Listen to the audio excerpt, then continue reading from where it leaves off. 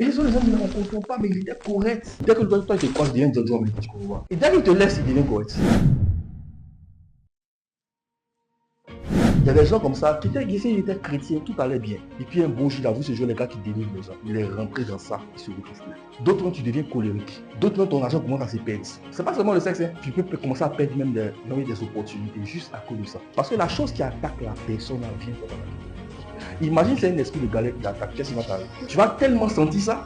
Tu vas commencer à faire très attention. Je ne dis pas de ne pas prier pour ton âme. Il faut prier pour les gens. Je vous incite à prier pour les gens. Mais si tu sais que tu n'es pas trop formé, tu n'as pas prié pour toi dans ce sens-là, il faut attraper les mains des gens quand c'est mieux. Parce que quand tu as la main là, il y a quoi? C'est ce qu'on appelle l'empreinte digitale. Tu poses ce qu'on appelle ta marque sur la personne. Et donc, tu entends les dire aux réalités qu'il attaque là, que maintenant, moi je vous déclare la guerre.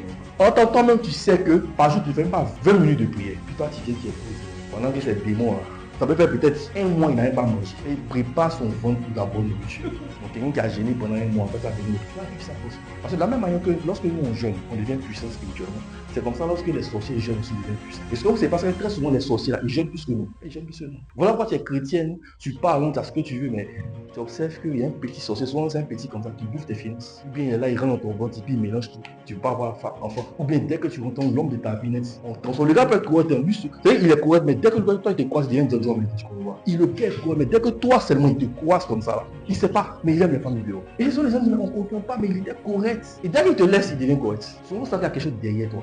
Donc c'est très très dangereux. Qui ici est acteur? Maintenant, acteur, il y a 3 dimensions à expliquer. Moi, je pourrais enseigner comme ça pour que tu puisses comprendre. Il y a ce qu'on appelle les figurants. Figurant, c'est une personne qui vient, qui sert très mal le Seigneur dans sa présence. C'est-à-dire qu'il peut venir aujourd'hui, il vient, il sert, et puis il disparaît. Le dimanche prochain, il a fait. Et bien, il peut venir mercredi, il sert, dimanche. Et bien, chaque 3 mois, il vient, il sert. Et dans sa tête, il y a ma place qui est là. Et puis, il dit, non, le Seigneur, il comprend. Hein. C'est pas tout le temps le texte.